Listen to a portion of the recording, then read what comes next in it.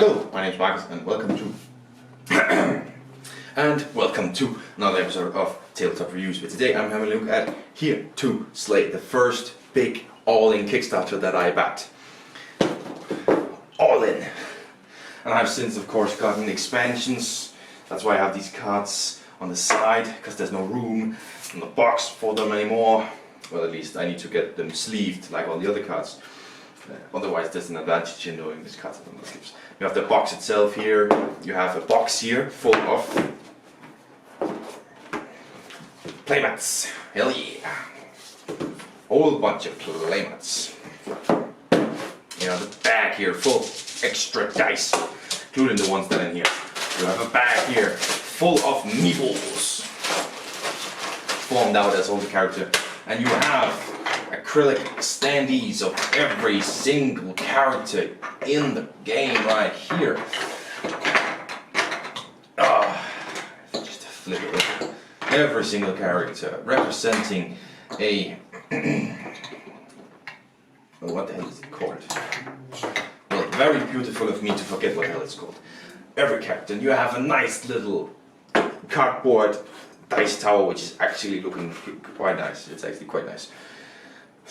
So that is all of the things for Here to Slay, and all you really need is this box with cards because I wasted them. No, let's get real quick, get to the table, talk about it, then I'll talk about all of this. Alright, so for Here to Slay there is no center board like in some other games. You just have a bunch of cards. So you have some big cards here where you have the big black cards. You shuffle those up, place them down face down, and flip over the first three. The shuffle is not overly important right now, so don't mind that. There we go. Then you have the big white cards, which are hero cards. So basically everyone chooses a hero. So let's say they choose this one and this one. That is a part of the squad. Now that's the hero of the squad. Then you have just so many cards. So this is one pile, and you have the second pile. And if I'm being completely honest with you, that's not all the cards that I have out. Yeah, there is a huge amount of cards for this game because it's all right on the cards. Anyways, each player starts with 1, 2, 3, 4, 5 cards. 1, 2, 3, 4, 5. There we go. Alright, now you're ready to start. So every player has 3 action points, and you can you can spend them as follows. 1 action point to draw a card from the top of the deck, or 1 action point to play a card. There's a few different kinds of cards to play. The one you'll probably play the most is the hero card. So in this example you have a hero who is a sorcerer, and he has a power here. So you could play him down next to your leader here, and that he's now a part of your party. Another one is an item. So this is a mask. Basically this one changes your class from, for example, this one hero, from this one sorcerer to a guardian. This is useful for a kind of a winning condition. We'll talk about that in just a second. Then there's a cursed item. These have a negative effect, and you can kind of play them to your opponent. Then you have magic cards. 1-time use, you play them, then you discard them, and they have some ability, 1-time use only. And then the final kind is modifier. So basically, you know, +1 to a dice roll or -3 to a dice roll.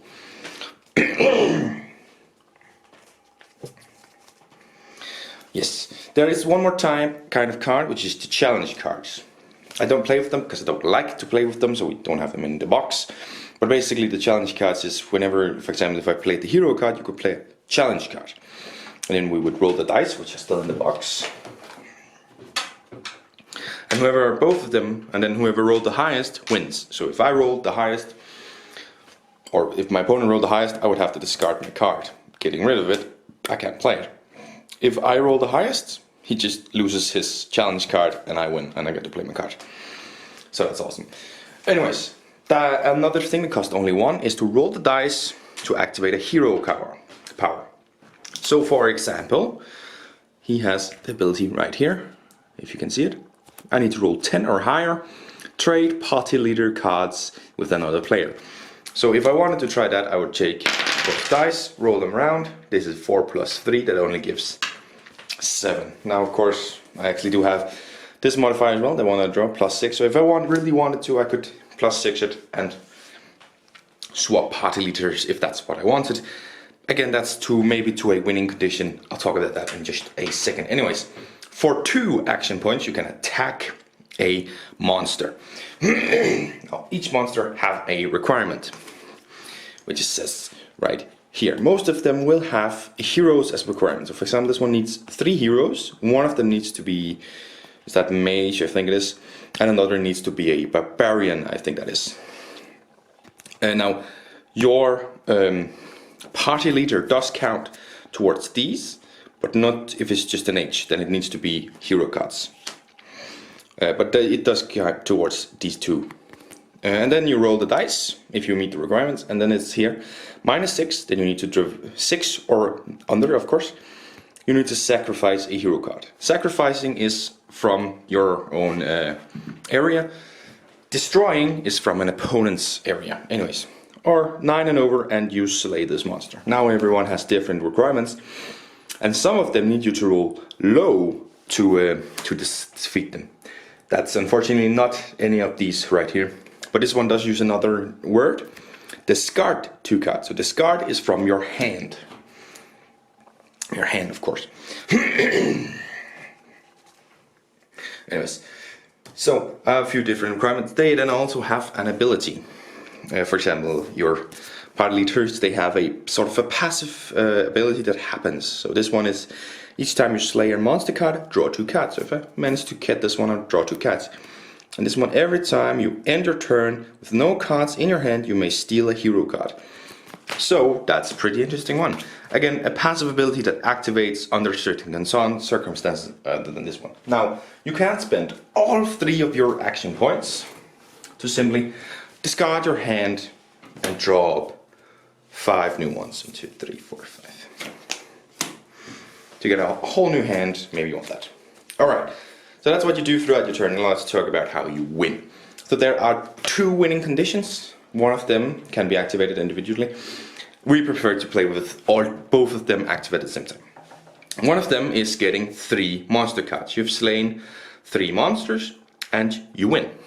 The other is getting 6 different classes in your deck. That's where maybe you want to swap party leaders, or you want to use that Guardian mask to get that different class in, because it is your party leader and then 5 heroes of different classes. So for example, Berserker, Sorcerer, Guardian, Fighter, Berserker again. Okay, so I've got a Guardian and Berserker. So you can see now I have 4 different ones. I need 2 more to win. And this is where you could maybe trade party leader, because then you would get a fighter. Okay, so this is a bad situation, and even the Guardian is there. And this guy has a handful of modifiers. That's a great hand to have. Okay, that's, you know, just for the example. And then having 3. But in our group we usually like to play with both of them active, so you need to have 6 different classes in your party and have slain 3 monsters. Then you win, just because that adds to the game. Anyways, that's the game, that's the setup, that's how you win, that's how you play. Let's get to my final thoughts on this game.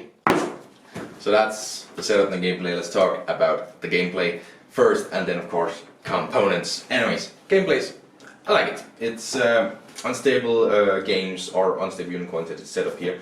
I don't know why it says unstable unicorns on the boxes when they call themselves unstable games, but doesn't matter.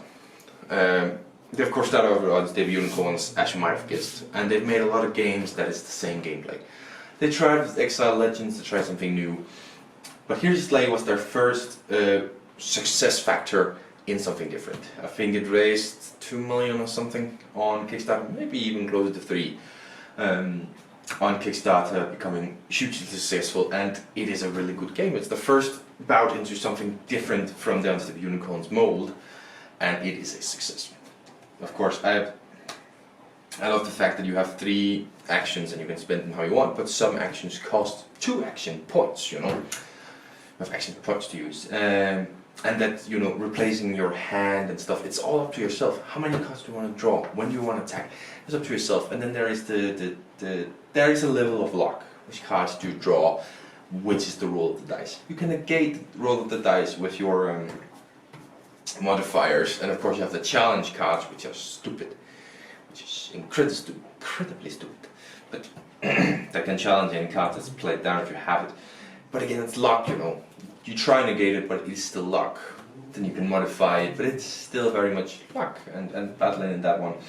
But it's definitely very interesting, I think, in the gameplay, and maybe there should be more variety in, you know, you need to score below to win, or you need to score above to win. You know, some of the monsters you score 7 or higher, and something it says 4 or lower. It's maybe a little bit more on that one, but and the winning conditions either have 3 killed monsters or 6 different.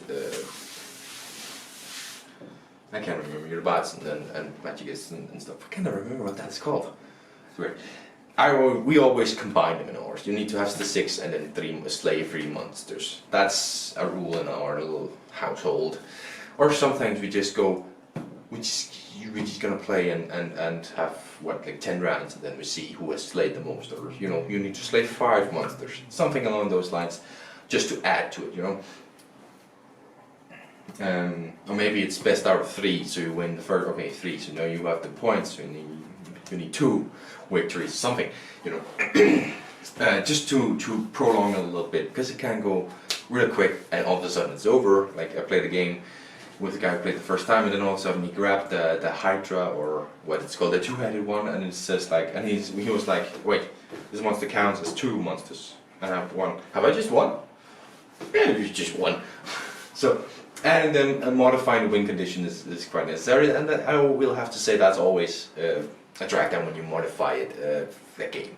If you house rule a game and you want, because you want to make it better, not because you just want a different experience, that's a bad thing. But about the gameplay, I really do enjoy the game. Actually, the actions, they're simple to understand and to do, and the artwork is lovely. But just the cards you can play and the abilities that I have, I think it's absolutely lovely, and I actually really enjoy just playing it as a fun little dungeon crawler type thing, monster slayer, I don't know what you want to call it. So the gameplay is lovely. It's very simple, and the winning conditions are a little bit meh, but the simple and lovely gameplay of it is nice. Let's talk about the components now, because in the overview I didn't use anything except the things in the box. Now the dice tower is, well, I might have used that in the setup.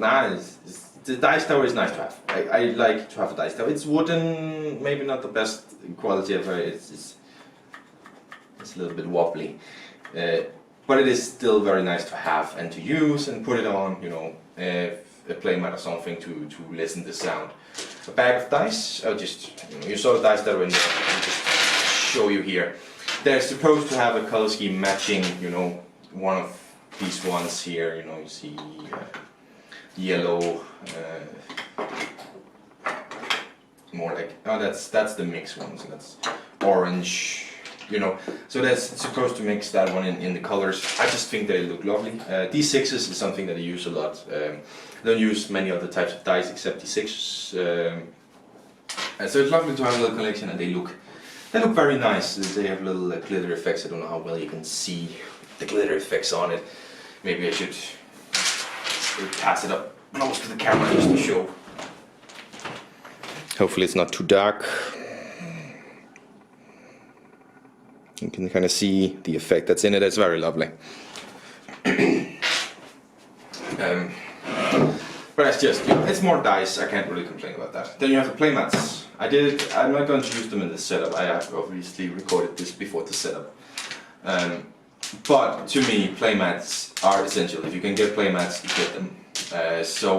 And again, let me show you them real quick here. So, what they do in this game is, of course, there we go. Thank you. Why the hell are you stuck?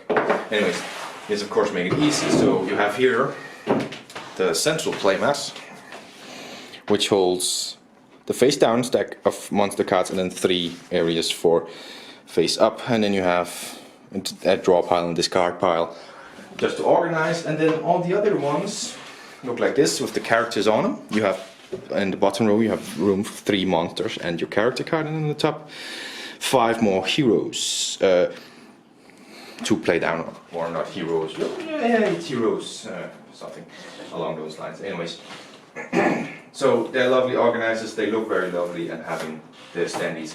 So, and to me, playmats are essential if you can get them. So,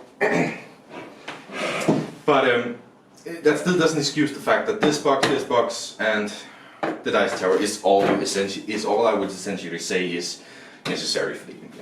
Dice, you know, this I would not go without. Dice, I could live without. The standees, they're nice to have and kind of symbolize what you are by having them up front and you know, showing them out, you know, saying, bam, I'm this one. And they are very lovely. This one is actually started splitting a little bit on the back side here, and I'm kind of wondering what I've done incorrectly for that to happen. But I just turn it around like this because I don't want to deal with it. It's very nice as well to, you know, have that. They're nice to have, they're interesting to have, not at all necessary. Like the dice you can change around, but those do absolutely nothing except just be there. Then you have the meeples.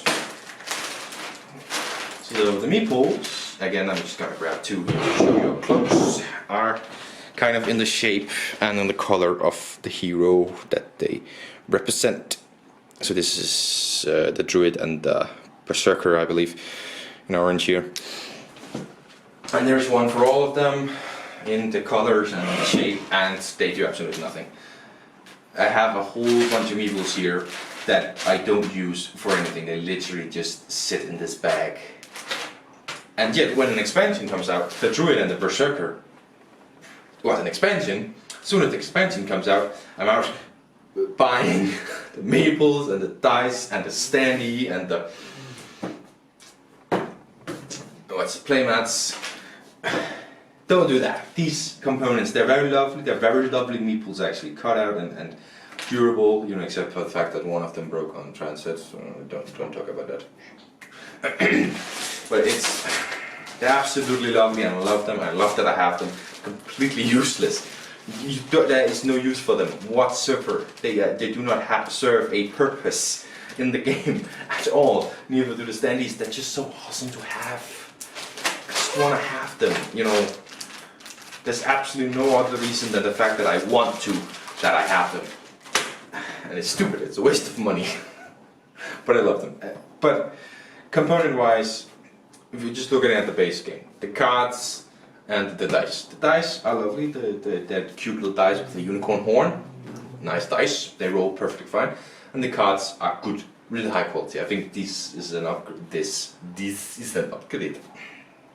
This is an upgrade on, what's it called, on the unicorns, and their cards very lovely. Dice. And the card sleeves that I have are actually pretty nice. Those are the first sleeves that I have, and I do have some more on the way and stuff. Not all games are going to get sleeves. These one did because the sleeves were nice, they were in the pledge, didn't cost that much extra, and it's just nice to have. But they're not necessary. If you're talking about the playmats here, I love them. These are really good playmats. Honestly, we want to make some really good playmats, they really do. So they're really good, and for me they're absolutely necessary. The dice tower is a little bit wobbly and wobbly. And if I get a hold of a plastic one sometime, maybe I'll use that more instead. But I'll still keep this one because it's just nice to have in the collection, you know. Oh hey, it's a little bit this. What the hell has happened to that? Oh well, anyways, that's probably cats or something. But components are absolutely brilliant. They're really high quality and really good. Just most of them are completely unnecessary. And this is expansion cards. That's why they're here. I don't want to talk down on those. That's just, you know, if you want to expand the game, get some extra for the game, they're here. If you don't, you just ignore it. There's not a lot to talk about in the expansions. As supposedly I can rank the expansions. Anyways, does it lie to you? That's where we're at now. 2 to 6 players, 30 to 60 minutes, ages 10 and up. That 2 to 6 players for the main box is true, because there's only 6 characters in the main box. I have 1, 2, 3, 4, 5, 6, 7, 8, 9, 10, 11, 12, 13, 14, 15 characters. One of them is a special one from the Kickstarter for, you know, Unstable Unicorns, kind of mimicry, but you know, expansion characters. This is not the expansion characters, is it? Or is it this one? Maybe that's. Can't remember which ones are the expansion characters. But there are 4 expansion characters. These 2, 3 are at least. I can't quite remember if it's this one or. I actually think I have them in here. Yeah, these 4 expansion characters. And you know what I think? If you want to play 10 players, add these ones in. I think you could do it. You know, with this amount of cards extra here and the amount of cards that are already in the box, you could definitely play 10 players of these 4 editions. So the box kind of lies, also kind of doesn't. You know, the box is geared towards a 2 to 6 player game, but but just because they have added 4 extra characters, making it possible to play 10 doesn't. But it's you know, expansions make it possible. But and I think that's awesome that they have added some more characters, and of course the fact that I have this special unicorn character here is of course also pretty awesome. That's just a part of the Kickstarter, so you can get that now. That also has a little bit of problem at the stand. That's annoying. That 2 of them have a little issue. They're pretty high quality and they haven't really taken any damage or anything. Just these 2 of them, they've had a little problem. That's annoying. Anyways, so kind of line. 10 and up. That's the first game that I probably agree with. I always say 10, 11 up. It's just because of my experience with playing with around that age. And 30 to 60 minutes ish. It's a short game, as I said. Just sometimes it might just be 20 minutes because someone gets really, really lucky. But yeah, if you play it correctly and not extremely lucky, 30 to 60 minutes is pretty accurate in the amount of time it takes you to build up a team and be ready to fight. So my final score for this game is going to be 8 out of 10. Yes, 8 out of 10. I just need to remember whether I was giving it 7. No, I'm giving it 8 out of 10. It's an 8 out of 10, definitely. I find it a very fun game, really good card game. Just all around a good game with great components. The ones that are necessary and the ones that aren't necessary, they're all pretty freaking great. So I'm keeping this. I'm keeping all of it. Unstable games is kind of another thing like Ticket Ride. I really want to have all the things for it. And the next couple Wednesdays you will see some more Unstable Games reviews, because I've got a few games to review for it, and then I have a plan for when I've reviewed all of them. Yes, exciting! You just wait for that. Anyways, that's another review done. I hope you enjoyed it. I hope to see you in the next one, and until then, bye!